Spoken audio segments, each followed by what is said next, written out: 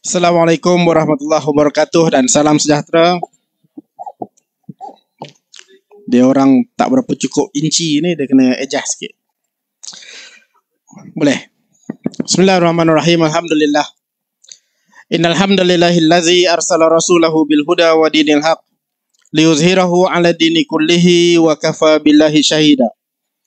Allahumma aftah alaina hikmataka wa anshur alaina min khazaini rahmatika ya arhamar rahimin. Rabbi shrah li sadri wa yassir li amri wahlul 'uqdatam min lisani yafqahu qawli. Yang saya hormati pengurusi majlis, yang saya hormati semua barisan kepimpinan daripada Perikatan Nasional dan parti-parti komponennya, baik daripada PAS, daripada Bersatu, daripada Gerakan. Dan yang paling penting yang saya hormati tuan-tuan dan puan-puan, jentera-jentera Perikatan Nasional dalam pilihan raya ini, dan juga mungkin yang belum menjadi jentera tapi datang untuk mendengar maklumat-maklumat yang kita sampaikan. Pertama sekali saya nak mengajak kita semua untuk sekali lagi kita membaca surah Al-Fatihah dan kita sedekahkan kepada almarhum Datuk Seri Salahuddin Ayub, Timbalan Presiden Parti Amanah Negara yang juga merupakan menteri dalam kerajaan yang ada pada hari ini yang baru kembali ke rahmatullah sebentar tadi. Al-Fatihah. Bismillah.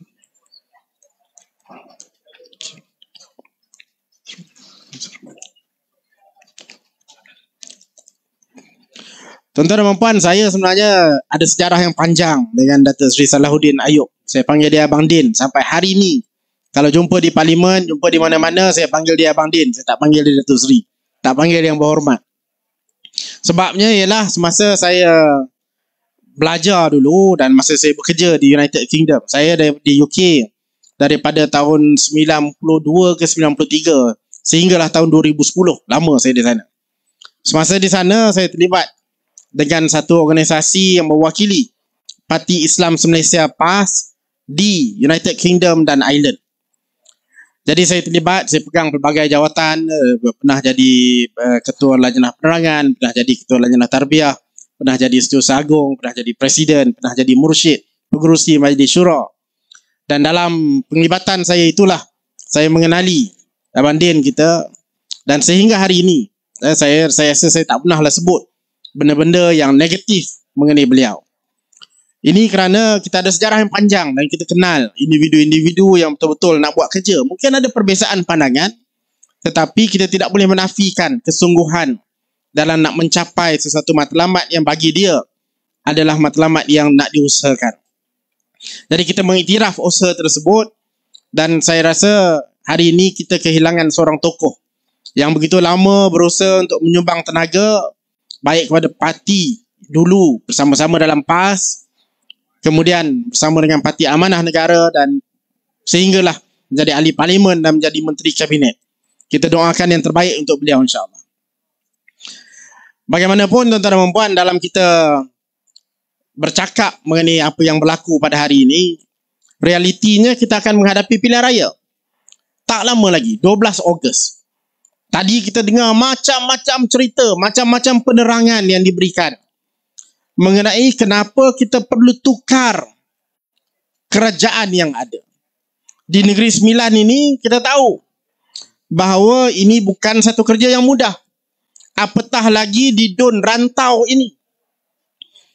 Tadi saya masuk sekejap ke dalam, saya tengok data-data pilihan raya yang lepas. Dan kita sedar bahawa di kawasan ini bukan kawasan yang kita kata kita confident betul-betul boleh menang. Tetapi yang pastinya, macam mana punya sukar sekalipun, gelombang rakyat bersama dengan kita. Data hari itu tidak semestinya melambangkan apa yang akan berlaku dalam pilihan raya yang akan datang. Tengok data macam saya tengok tadi, conclusion kita kalau berdasarkan data, ini bukan kawasan yang kita kuat. Tetapi kalau kita berjalan ke kedai-kedai di keliling sini, kita pergi ke taman-taman perumahan, Kita pergi ke tempat-tempat yang ramai orang berkumpul. Tanya kawan-kawan kita, tanya jiran-jiran kita. Realitinya, rakyat hari ini mahukan perubahan. Mereka mahukan perubahan bukan saja di peringkat kerajaan persekutuan, tapi ada tuntutan juga supaya berlaku perubahan di Negeri Sembilan ini. Saya bila datang ke Negeri Sembilan, saya balik kampung. Kampung saya kat Senaling, Kuala Bilah. Jadi saya biasa jugalah dengan suasana apa yang berlaku di sini.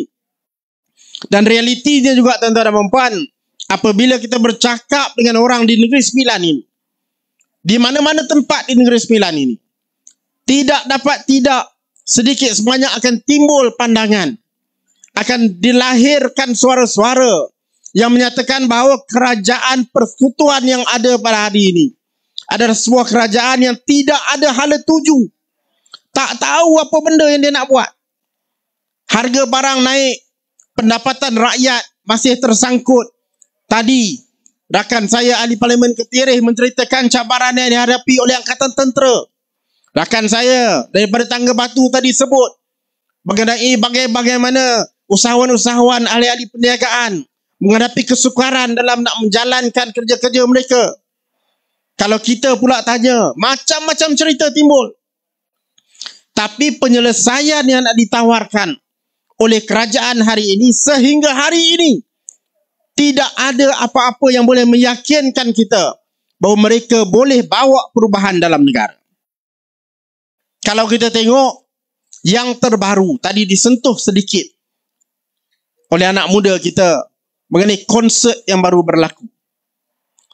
Ini satu benda yang bagi saya betul-betul terkejut bila tengok apa yang berlaku. Mula-mula saya tak peduli sangat. Lepas tu tengok jadi panas isu ni. Apa yang berlaku tuan-tuan dan puan ialah satu pesta muzik dianjurkan, dibenarkan artis-artis luar negara datang ke Malaysia. Tiba-tiba ada artis yang naik atas pentas, pegang botol arak sambil menyanyi. Bukan saja pegang botol arak, dia bercakap mempromosikan budaya, amalan, akhlak yang di luar tabi'i. Mungkin mereka yang ada di Putrajaya biasa dengan amalan luar tabi'i. Kerajaan dibentuk pun secara luar tabi'i. Tetapi kita kena fikir tuan-tuan dan puan, inikah yang kita nak dipamerkan kepada anak-anak muda kita? Budaya yang songsang, laki dengan laki bercium pegang botol arak. Majoriti yang tengok budak-budak anak Melayu Islam kita. Apa lagi yang kita nak? Ini kerosakan yang berlaku dalam negara kita. Dan inilah dia masalahnya. Apabila kita membentuk atau membiarkan terbentuknya sebuah kerajaan yang bukan saja tidak ada hala tuju, tetapi mereka juga adalah sebuah kerajaan yang tidak ada nilai dan etika yang dia pegang. Bila saya buat kritikan dan saya tuntut Fahmi Fadzil selaku menteri yang bertanggungjawab untuk letak jawatan, sampai hari ini dia tak jawab. Tak berani nak jawab. Semalam di Juasih, saya kata kalau anak jantan, lepaskan jawatan apabila tidak mampu menjalankannya. Dia tak berani nak jawab. Dia hantar timbalan dia untuk jawab. Teo Ni Ching. Mana dia tahan statement dia. Ni saya baca sikit apa yang dia tulis. Dah hilang. Teo Ni Ching kata dia timbalan menteri. Timbalan kepada Fahmi. Dia kata Wan Saiful tak berfikir panjang apabila menyerang Menteri Komunikasi dan Digital. Kumpulan 1975 ni dia kata dengan jelas telah melanggar perjanjian mereka. Kalau disebabkan itulah menteri melanggar undang-undang, kalau itulah sebabnya menteri perlu letak jawatan, adakah Wan Saiful akan suruh menteri pengangkutan letak jawatan jika orang melanggar peraturan hak laju? Menteri dalam negeri juga perlu letak jawatan ke kalau orang mencuri atau disyaki ambil rasuah lalu didakwa di mahkamah seperti yang dilakukan dalam kes saya? Jadi poin dia ialah Tak wajar Surah Fahmi letak jawatan. Yang saya nak sebutnya tuan-tuan dan puan, first kali Fahmi Fazil, kamu ni orang kanan Anwar Ibrahim, juru cakap kepada Anwar. Kalau kamu anak jantan, kamulah jawab. Yang hantar timbalan menteri jawab ni apa? Penakut, tak berani. Tapi pada masa yang sama, kita ni bukan nak minta Fahmi seorang letak jawatan kalau nak menjawab kepada Teo Nei Ching. Kita nak minta dia dan semua kuncu-kuncunya, baik Menteri Pengangkutan ke, Menteri Dalam Negeri ke, bahkan Perdana Menteri sekalipun, kita nak dia lepaskan jawatan sebab mereka nyata gagal dan tidak mampu mentadbir negara ini. Dan di Negeri Sembilan ini kita ada peluang. Mereka sudah pasti tak mahu letak jawatan, tapi mereka terpaksa menghadapi pilihan raya. Di rantau ini tuan-tuan dan puan, kita kena ajak seramai mungkin warga rantau untuk menzahirkan protes mereka. Di sini adalah kerusi yang dimiliki oleh timbalan Presiden UMNO. Saya nak tanya ahli-ahli UMNO yang mungkin dengar di sini ataupun secara online.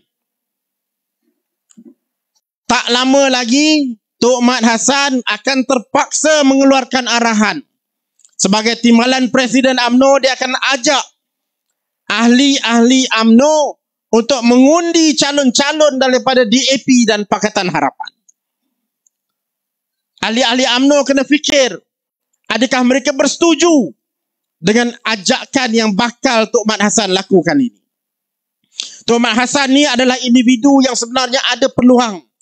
Satu masa hari itu, dia ada peluang untuk membetulkan hala tuju yang dibawa oleh UMNO dan Barisan Nasional. Kalau dia bercakap di depan Zahid Hamidi, mengatakan hala tuju yang dibawa oleh Zahid ini salah, sudah pasti ada kemungkinan UMNO tak jadi seperti UMNO pada hari ini. Tapi budaya penakut dan pengecut ini menyebabkan dia diam, menikus. Jadi pula Menteri apa? Menteri Pertahanan. Kita harap jadi berani sikit, ataupun harap orang berani macam Ketereh tadi yang jadi Menteri Pertahanan. Ini penakut juga diletaknya jadi Menteri Pertahanan. Tapi cuba tuan-tuan bayangkan, kalau orang di rantau ini menzahirkan protes mereka terhadap Tok Mat Hassan, apa akan jadi pada kerajaan hari ini? Ini adalah referendum. Walaupun pilihan raya kita ini adalah di Dun Rantau, tetapi ini adalah referendum yang akan menentukan atau menunjukkan kepada mereka di Putrajaya bahawa rakyat tidak lagi percaya dengan pembohongan demi pembohongan yang mereka lakukan. Dan disebut tadi mengenai usaha mereka untuk mencalarkan imej kita.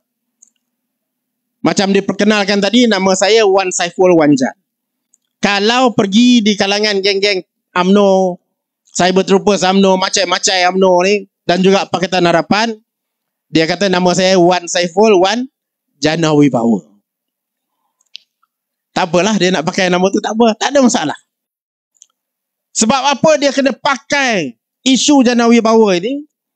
Sebabnya dia tak ada isu lain nak pakai. Dia nak tunjuk bahawa dia lebih baik pada kita. Dia tak ada idea. Tak ada hala tuju. Kerajaan yang cacar merba. Jadi dia nak tunjuk bahawa rakyat atau nak pujuk rakyat untuk undi dia. Dia terpaksa kata bahawa kita ni kotor sama macam dia. Tuduhan yang dikenakan kepada pemimpin Perikatan Nasional termasuk saya. Saya tak nak ulas panjang-panjang. Saya ulas sikit mengenai saya. Tapi itu pun tak boleh sebut panjang sangat sebab kes mahkamah. Tapi tuduhan kepada saya ialah saya mengambil rasuah tahun lepas. Jumlahnya 6.9 juta. Untuk dapatkan satu projek yang dibagi kepada sebuah company. Di bawah program kerajaan namanya Jana Wibawa.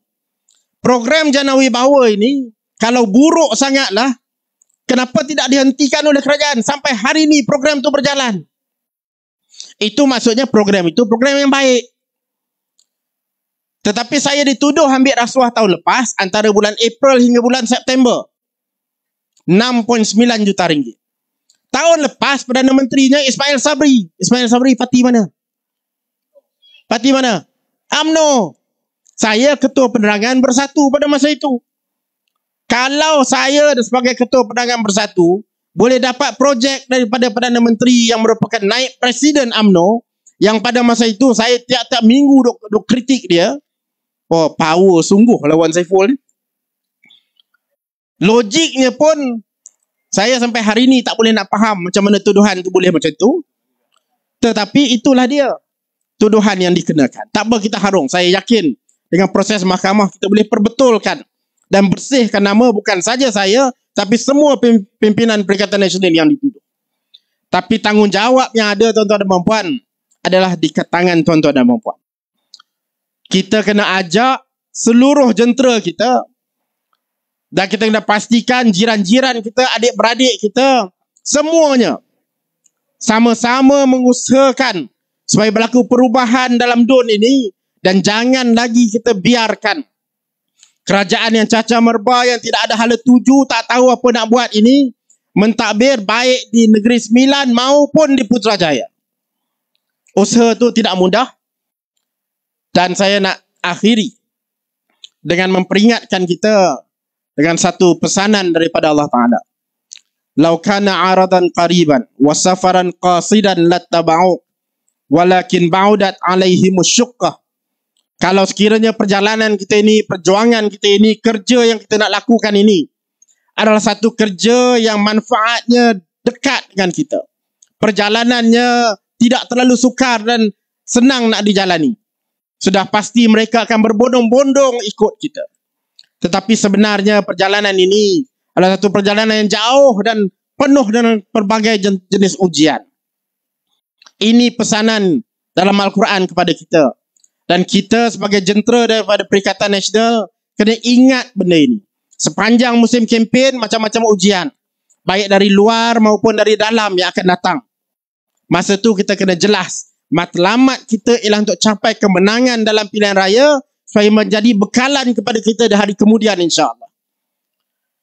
Dan dengan niat yang sebegitu, kita berdoa supaya Allah bagi kemenangan kepada kita. Kita dah sampai pukul 12, tak boleh nak panjang-panjang. Saya patut buat pelancaran sekali ke ni?